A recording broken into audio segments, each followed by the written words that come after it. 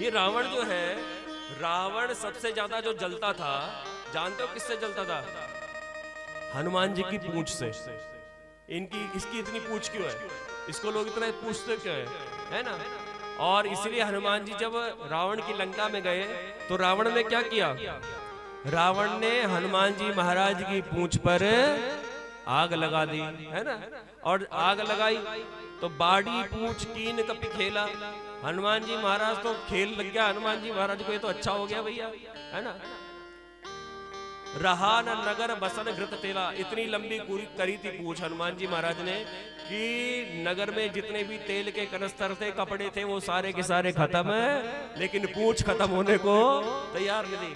किसी ने जाकर के रावण को कहा, महाराज इसकी पूछ तो बढ़ती जा रही है, क्या करे? एक काम कर, मेरे पर्दे टंगे हुए इनको भी उतार, लगा पूछ पे। अब क्या करे? सोफे के कवर उतार, ये भी लगा पूछ पे। चादरें उठा ले, वो भी लगा पूछ पे। इतनी बड़ी पूछ है इनकी, है ना?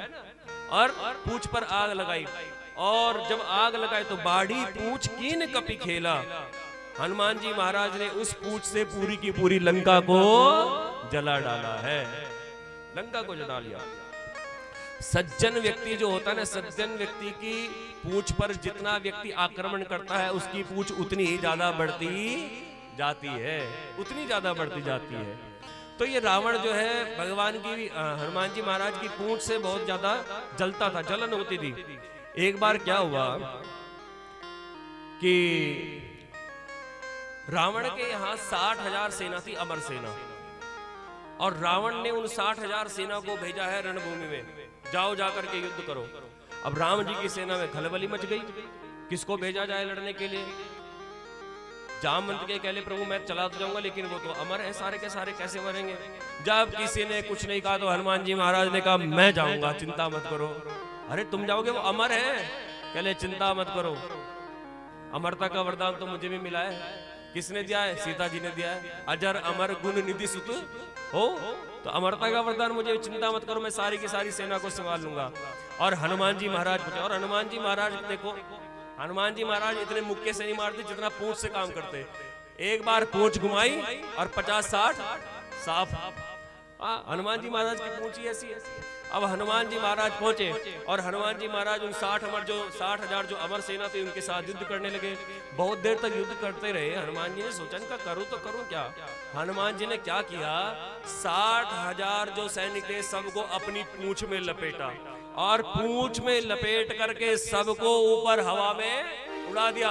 और वो सारे के सारे पहुंचे सौर मंडल में, और सौर मंडल में जैसे सैटेलाइट घूमती है ना, ऐसी वो घूम रहे। अब वो ना नीचे गिरे और ना ही आज तक वहीं घूम रहे हैं ऊपर, वो आए नहीं नीचे। काफी टाइम हो गया युद्ध होते होते। रावण ने पत्रकारों को बुलाया, उस समय पत्रकार होते थे, पत्रकारों को बुलाया। तो पत्रकारों को बुला करके पूछा, कहने भाई आज के युद्ध का परिणाम सुनाओ। पत्रकारों ने कहा, कहने महाराज गई। अरे कौन गई? कौन गई? कहले सेना। सेना कहां गई? कहले महाराज जाते हुए देखा था, ये नहीं पता कहां गई, जाते हुए देखा था। लेकिन अब इतना सुनते ही समझ गई हनुमान की ये बंदर की पूंछ का है। कोई बात नहीं, आज शाम को इसकी पूंछ उखाड़ूंगा मैं। अब रावण चला। हनुमान जी महाराज सायकालीन समय में तप करने के लिए सरोवर के पास बैठे थे। अब रावण चुपके से आया और जब हनुमान जी को देखा ध्यान में मग्न है, जाकर के पीछे से पूंछ पकड़ ली। और पूंछ पकड़ी तो हनुमान जी, कौन है बे? उसने कहा मैं हूँ रावण। अबे रावण तू क्या कर रहा है, मेरी पूंछ क्यों पकड़ रहा है? कह लगे आज तेरी पूंछ उखाड़ूंगा।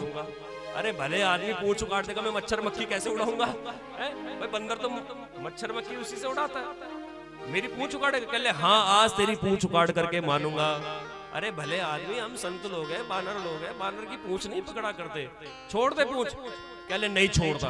अरे छोड़ दे, नहीं छोड़ता। अरे छोड़ दे। कह ले बिल्कुल नहीं छोड़ूंगा।